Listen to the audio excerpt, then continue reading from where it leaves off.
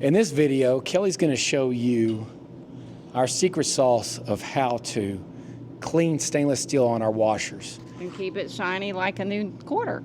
Yeah. and then we're going to go over the launder works and why we're all card and the benefits of using all card in your laundromat.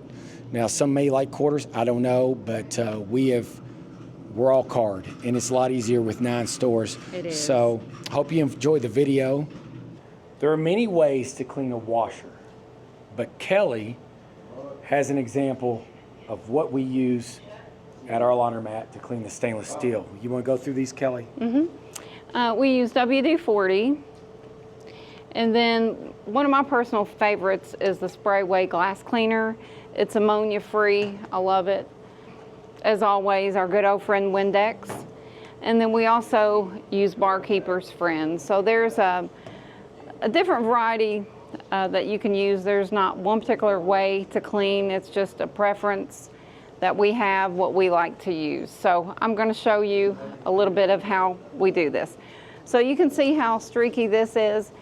First, I'm just going to use something simple like Windex.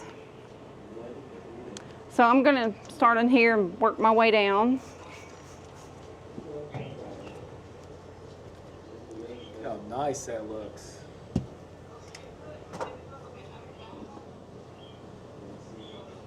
And even if you don't want to spray it directly onto the washer, you can just spray it directly on your towel. And you can even get the glass with this. Don't get the glass with your Barkeeper's Friend or your black plastic. So be careful with that. Get to work, Kelly. I'm trying. And of course, you know, we can go over it again, but the Windex is good, or the glass cleaner from Spray-Away is good, because you can go over plastic or whatever with it. But like I say, it just costs a lot. With the Barkeeper's Friend, be careful putting it on the plastic. It could discolor it. So anyway, you can see how that looks much, much better. So there you go. I still need to get the bottom a little bit, but that's just an example. WD-40 is great for stainless steel. I use it at home on my refrigerator, dishwasher, etc. However, you don't want to overdo the WD-40 because it will make things slick. So just lightly spray your rag with the WD-40. It's going to shine it up, helps repel fingerprints and soap, and it shines it up and makes it look like a new nickel or a new quarter.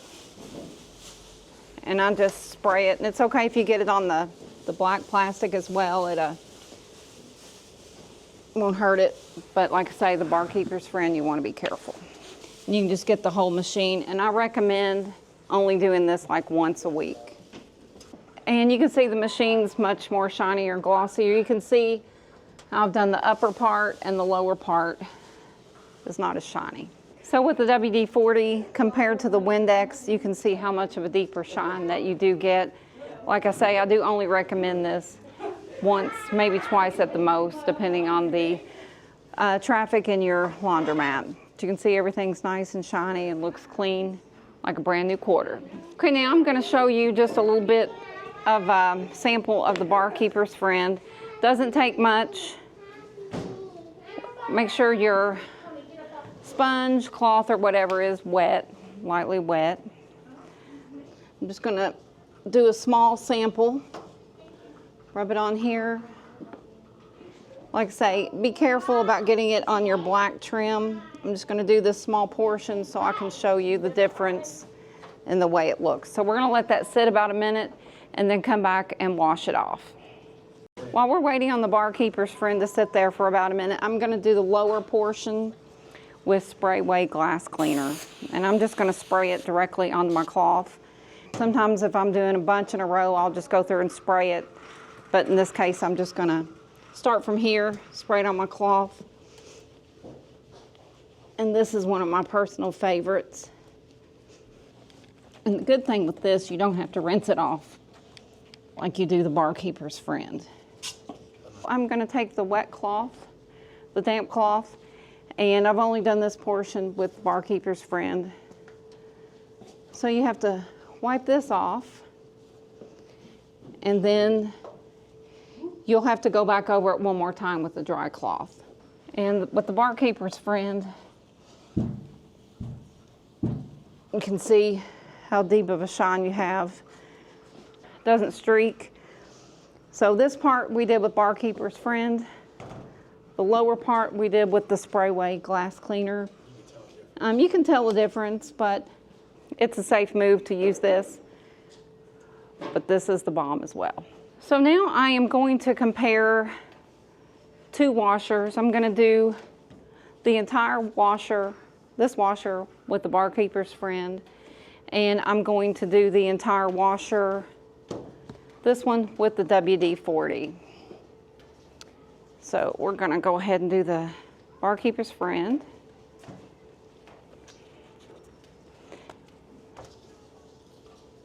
And remember, don't get that on your black seals.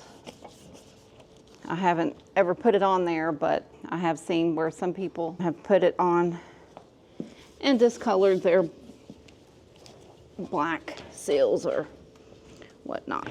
So we're gonna let that sit for about a minute. And this one I'm gonna do with my WD-40.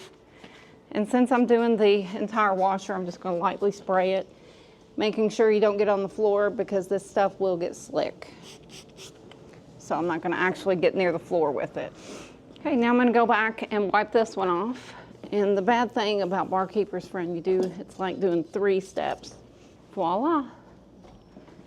So, not much of a difference, but I can tell, and I should have really spent more time, but there you go, folks. People keep asking me, and I keep answering, of course, what size machines would you get for your laundromat? Well, the smallest machine, in my opinion, if I were to build a laundromat today, would be a 30-pound machine. Hard mount. Hard mount, of course. But if I was going to build a laundromat today, I would have 80s, 60s, 40s, and 30s for the equipment mix for the washers. Now keep in mind, if you do 80, 60, 40, 30s, I would only have 75-pound dryers, and I would only have 45-pound dryers within that mix. And I would skip the 30-pound dryers, just like I'm going to skip the 20-pound washers. I'm going to skip the top loaders. Now, that's if I was building today. Now, if I ever retool this store, which will be a few years from now, I would eliminate the 20s and replace them with 30s. And 0 top loaders. And 0 top loaders. They won't be here in a few years anyway. We're gonna. No.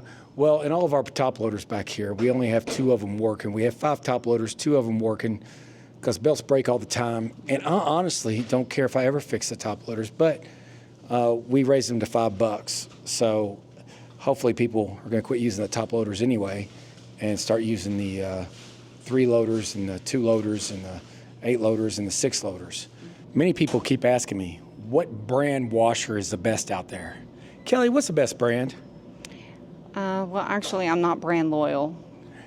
That's a subjective question because it doesn't matter what brand you have. It's what type of support do you have? Do you know how to work on the washer? So my opinion is to get a good distributor. It doesn't matter the brand. You can have Speed Queen, Hipsch, Continental, Electrolux, Fagor, Dexter.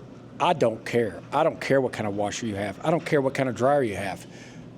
The key is, if you look around, there's nothing tagged out. Right. That's what you want. You don't want anything tagged out.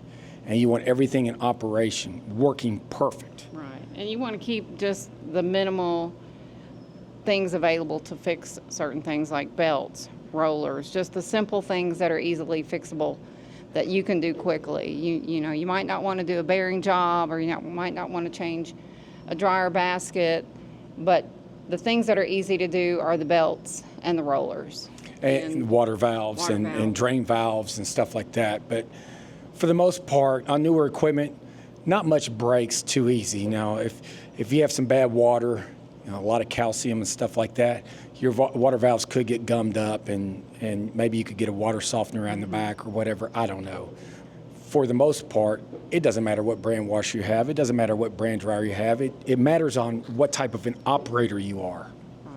And if you're a good operator, that means everything is working, and it's working nice and fine, and everything's in good operation. This is very important. Now, we were all quarter at this store, and we built this store from scratch, and that's when we weren't sure, do we ever want to go card? And since then, we have replaced every store card only. We have a few stores that will take quarter and card, but I really don't care if the change machine goes down because I try to push them to card anyway. If you do get a card system, make sure you get 2 kiosks, 2 of them, because if one fails, and it could fail, then you'd be out of luck.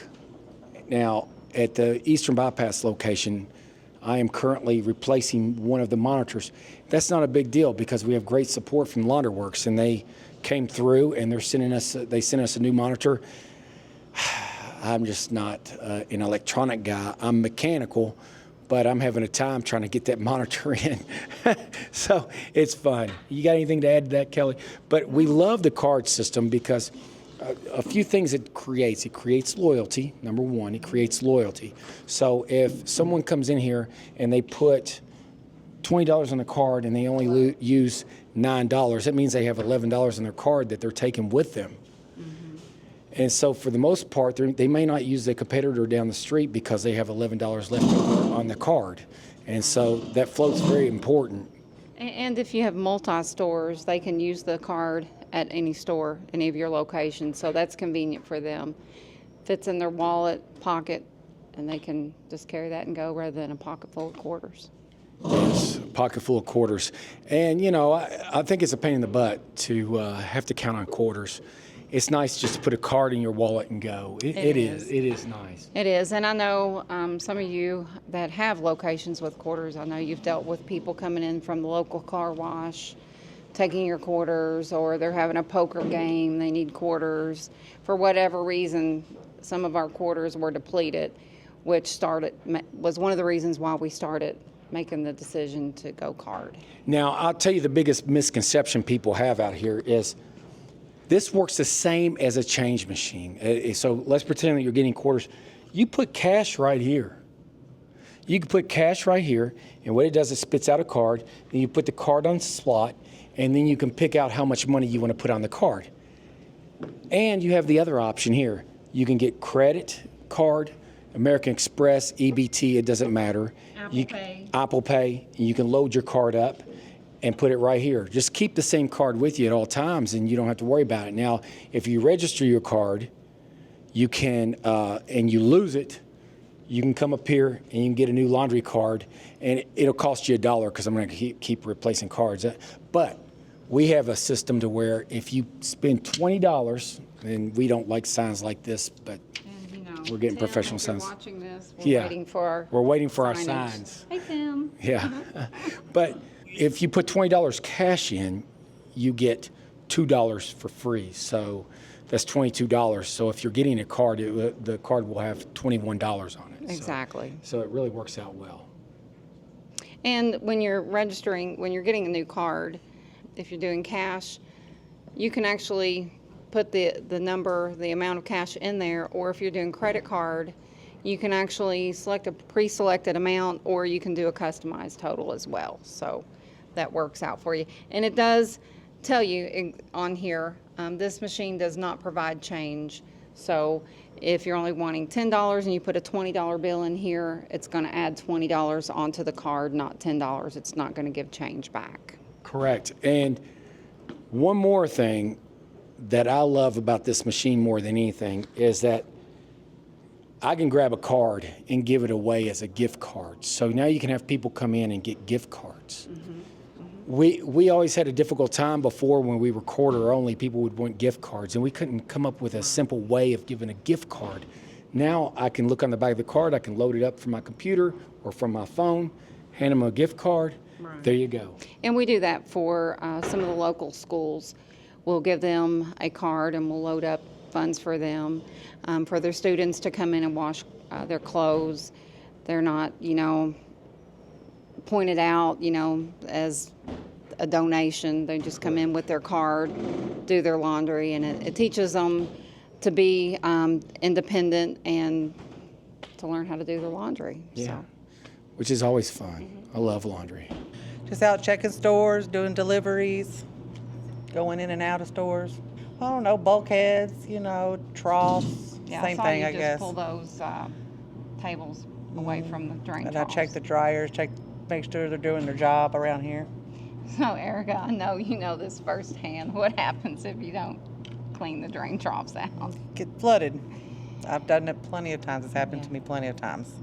It's very, very important. So that's why you're here today. I know that's on your list because last week the employee told you she did do it And didn't. and didn't do it. And So it flooded. thankfully you walked in when you did. So it did flood, but it could have been a lot worse. It could have gone to the Oh. next door neighbor's facility as well. For sure, for sure. And they would not have been happy with us at all. No, that's when I would have had to call you guys. Yeah. And I don't want to make them calls. You would just talk to the AI if you call our Bella? number, right? Bella? Bella? Bella. We love Bella. In conclusion, I hope you've really enjoyed this video. If you have any questions or comments, link them below. Also, if you could just hit that like and subscribe button, we would really appreciate it. And we will see you guys on the next video. Until then, have a great day. Thanks.